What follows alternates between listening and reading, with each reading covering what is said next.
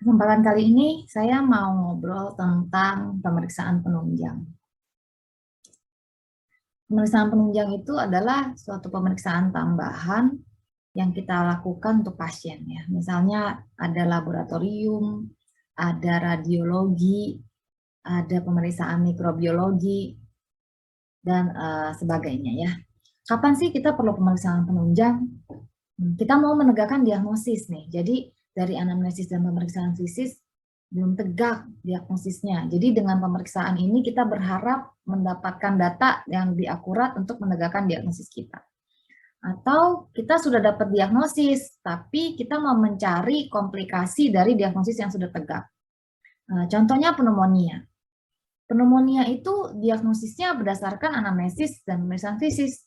Jadi kalau didapatkan ada tanda-tanda infeksi, demam, kemudian akut ya pneumonia, kemudian ada tanda-tanda sesak, lalu dalam pemeriksaan fisik kita temukan bahwa ada suara nafas tambahan di paru misalnya, lalu anaknya juga takipnu misalnya atau retraksi, jadi adanya demam, sesak, kita memikirkan adanya pneumonia. Tapi kita perlu nih tambahan, misalnya fotorongsen. Kapan? Pada saat pneumonianya itu berat atau pneumonianya itu dirawat, kita mau lihat apakah pneumonia lobaris misalnya, apakah ada komplikasi dengan efusi atau MPM, atau apakah pneumonianya ini aspirasi gitu, misalnya seperti itu. Jadi diagnosisnya itu bukan dari si pemeriksaan penunjang. Oleh karena itu tidak ada dalam cerita kita bilang pneumonia berdasarkan rongsen. Nah itu kalau adik-adik bikin kayak gitu, udah pasti salah. Di panduan IDAI ya, menegakkan pneumonia sama dengan panduan yang ada di WHO, yaitu berdasarkan klinis, sesak napas, kemudian menghitung nafas dan adanya tanda-tanda sesak berat. Tapi apabila diperlukan, maka dilakukan fotorongsen. Jadi begitu. Jadi fotorongsen tidak merupakan kewajiban untuk menegakkan pneumonia. Kita boleh terapi pneumonia tanpa fotorongsen kalau klinisnya memang menuju ke sana. Itu cari salah satu contohnya. Terus contoh lainnya misalnya ada pasien asma. Asma kan tidak ditegakkan dengan fotorongsen ya. Asma itu ditegakkan dengan spirometri. Tapi dari anamnesis dan pemeriksaan fisik kita bisa dapat nih, misalnya sesak dengan khasnya mengi, kemudian ada pemicunya misalnya ya, dan sering berulang sesaknya, kemudian ada riwayat atopi di keluarga misalnya. Lalu pada pemeriksaan kita mendapatkan wheezing di kedua lapang paru.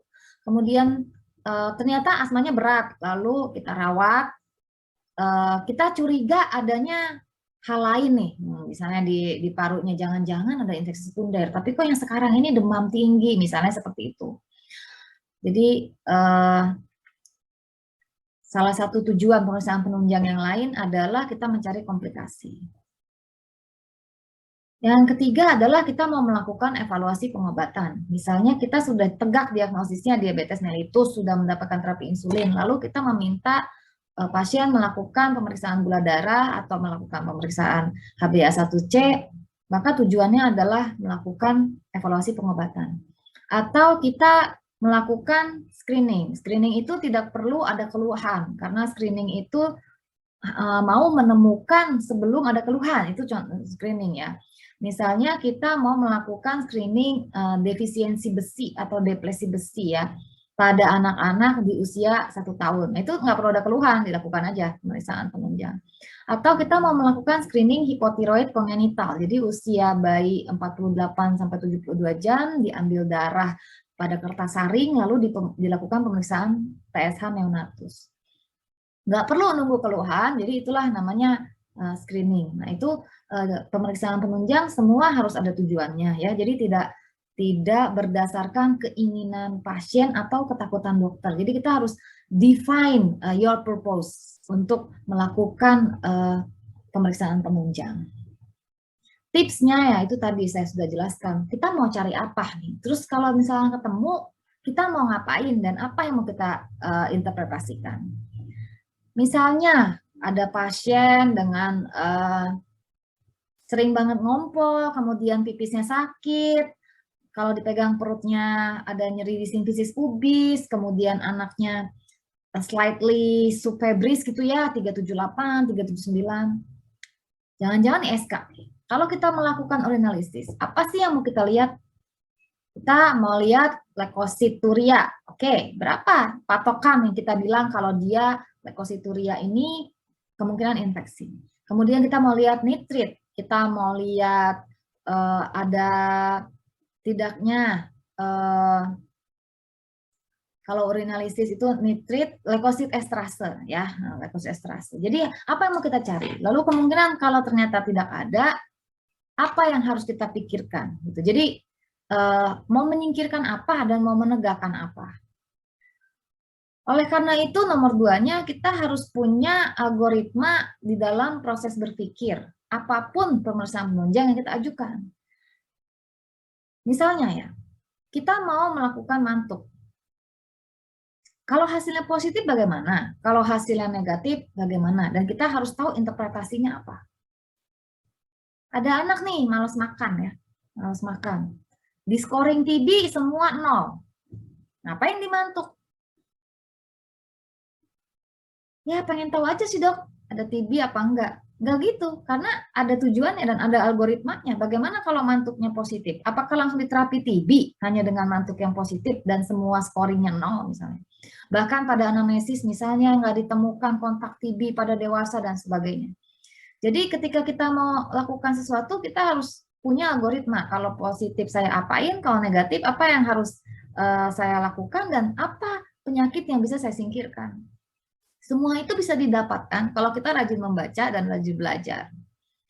Apa sih artinya kalau mantuk kita bilang positif, misalnya ada indurasi. Kalau indurasinya 10 mm, 15 mm, 20 mm indurasi yang di tempat suntikan intrakutan mantuk, artinya apa? Apakah artinya anak itu harus diterapi OAT? Kan tidak. Artinya adanya kekebalan terhadap Mycobacterium. Kalau adanya kekebalan, bisa jadi infeksi beneran, bisa jadi pasca BCG, bisa jadi reaksi hipersensitivitas terhadap zat pada preparat mantuk itu ya, PPDTU ya. Kalau negatif artinya apa? Apakah dia pasti tidak sakit? Belum tentu. Negatif itu artinya tidak ada kekebalan terhadap Mycobacterium. Bisa jadi si tubuhnya itu tidak mampu membentuk kekebalan sehingga tidak terdeteksi pada saat dirangsang oleh tes mantuk. Jadi bisa jadi ada masalah imunodefisiensi, misalnya pada gizi yang sangat buruk, atau ada masalah defisiensi imun seluler misalnya, atau memang benar-benar dia tidak sakit TBC. Nah, jadi nggak seperti apa ya, robot atau tukang gitu ya ketika kita membaca pemeriksaan penunjang. Yang ketiga, kita harus tahu evidence dari pemeriksaan penunjang kita. Misalnya ya, Widal pasti tifoid nggak? Nah, kita tahu bahwa kurang kuat evidence-nya mendiagnosis demam tifoid menggunakan Widal.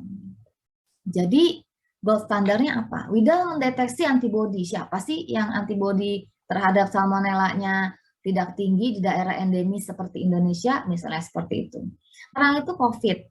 Kita mau pakai rapid antibody atau swab antigen atau swab PCR, kita harus tahu evidence untuk menegakkannya. Belum tentu loh yang negatif itu tidak sakit. Oleh karena itu kita harus tahu data statistik false negatif, false positif, ya kan, dari pemeriksaan penunjang yang kita gunakan. Kemudian keempat, kita harus tahu kriteria diagnostiknya tuh apa sih? Misalnya, tadi saya sudah sebutkan pneumonia contohnya. Adanya gejala infeksi, kemudian adanya gangguan pernapasan, distres napas, dengan dibuktikan sebenarnya adanya takipnu ya kalau di WHO, plus dengan plus retraksi, plus napas cuping hidung dan sebagainya. Bukan dari pemeriksaan penunjang. Saya pernah beberapa kali dikonsul sama ibu-ibu, dia panik sekali karena disebutkan suspek bronkopneumonia pada pemeriksaan ronsen, padahal anaknya nggak kenapa-napa. Saya bilang bahwa seorang radiologis akan jujur apa yang dia lihat. Misalnya dia lihat ada infiltrat, dia akan mengatakan bahwa itu ada infiltrat. Gitu ya. Kemungkinannya ya dia kasih tahu, kemungkinannya ya bronkopneumonia, tapi dia bilang suspek. Nah, yang akan menegakkan diagnosis adalah klinisi, yaitu dokter yang memeriksa si pasien. Jadi jangan sampai kita mengobati hasil pemeriksaan penunjang ya, bukan pasiennya. DBD misalnya, kriteria WHO DBD apa sih? Demam sekian hari, adanya trombositopeni atau hematokritis sekian, nggak ada NS1 dan nggak ada IgG IgM, sehingga itu tidak esensial. Apa yang esensial pada DBD? Kriteria WHO, kemudian tata laksana sesuai dengan algoritma si DBD itu. Ada warning sign atau tidak, ada shock atau tidak. Nah itu jauh lebih penting. Bagaimana kita menggolongkan si DBD itu berdasarkan klinis sebenarnya kan? Ada shock atau tidak, warning sign atau tidak. Oke, yang terakhir adalah kita harus tahu standar baku emasnya.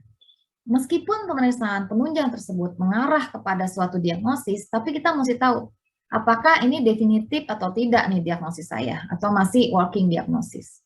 Hiperleukositosis pasti nggak leukemia. Kan standar baku emasnya adalah BMP kemudian immunofenotyping ya. Scoring TB baku emas nggak? Baku emasnya kalau infeksi adalah kultur ya atau biologi molekuler. Jadi BTA, gene expert, kemudian kultur tuberkulosis itu lebih baku emas daripada scoring. Oleh karena itu hati-hati ya scoring kalau misalkan tanpa berpikir jernih dan klinisnya tepat, kadang-kadang bisa overdiagnosis juga. Pemeriksaan penunjang bukan untuk, ya udah deh Bu, cek lab aja, karena kita males gitu ya melakukan edukasi misalnya. Atau untuk supaya kita nggak galau. Jadi buat apa dicek darah lengkap? Pengen tahu aja.